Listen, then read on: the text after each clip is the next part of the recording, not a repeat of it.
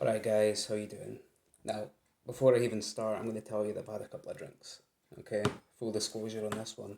And of all things I'm doing on a Friday night, I'm watching the new SpongeBob Square Pants movie on Netflix, which is a bit of a throwaway thing, but it's something I used to watch a lot when I was probably too old to watch it, having a joint when I'm 18, 19, 20, watching a wee bit of SpongeBob when I come home from the clubs and bars and aye, but it's something I've not seen in a long, long time, and we noticed that it popped up on Netflix, so we're giving it a watch, and unexpectedly, for a film like that, there was a scene all about gambling.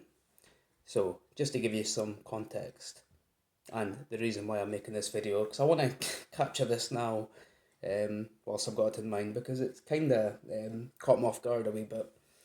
So, SpongeBob and Patrick, they're off to Atlantic City, and they get to the city and they see the bright lights. And they're on a mission and they've got something they need to be doing, but they're distracted by the bright lights and the energy of Atlantic City, which is based off of Atlantic City in New Jersey, where you've got casinos and it's a big buzz kind of town over there in the States. So they get there. They're very naive. They don't know what they're doing, and they find themselves in a casino. And they they say in the scene, look, Patrick, I've traded in all of my money for these plastic tokens. Isn't that amazing?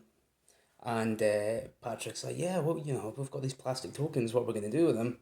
And they're high energy. They're naive. They've got these plastic tokens. I think it's the most amazing thing in the world because they're caught up with the allure of Atlantic City. The big smoke, the big bright lights when they've been living in a bloody pineapple or whatever under the sea, right? So they get there and they trade in their tokens at the roulette table, and they put all their money or all their tokens in their mind on the number L, because they're reading it upside down. It looks like an L, but it's the number seven. They trade everything in, and they win on the L, the number seven, and they're ecstatic.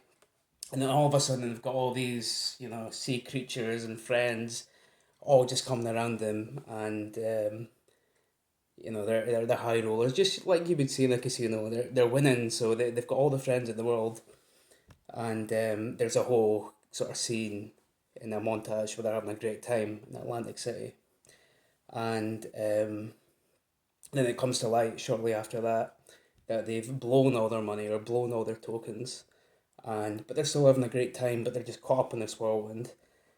And then very quickly you could see all their friends around them, as soon as they found out that they've lost all their money and they're no longer winning big, they just desert them and they leave.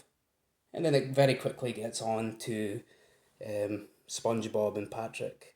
The reality kind of hits with like, what the fuck happened? It's like a big hangover.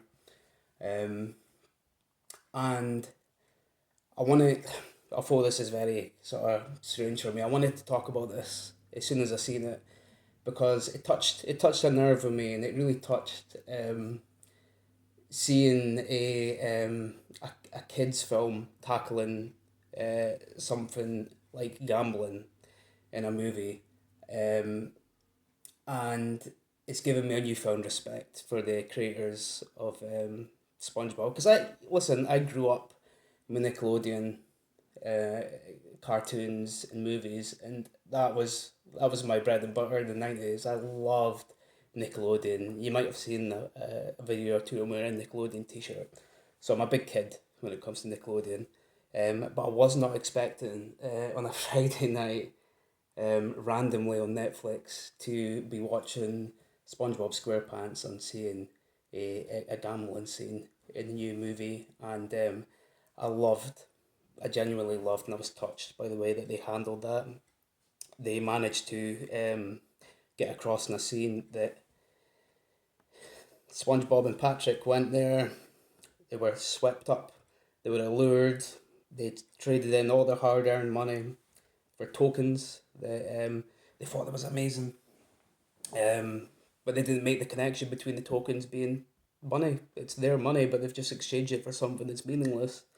And they just did not see how what gambling was, that they put their tokens down and made their money, had the time of their life, and lost their money and became heroes to zeros so damn quickly.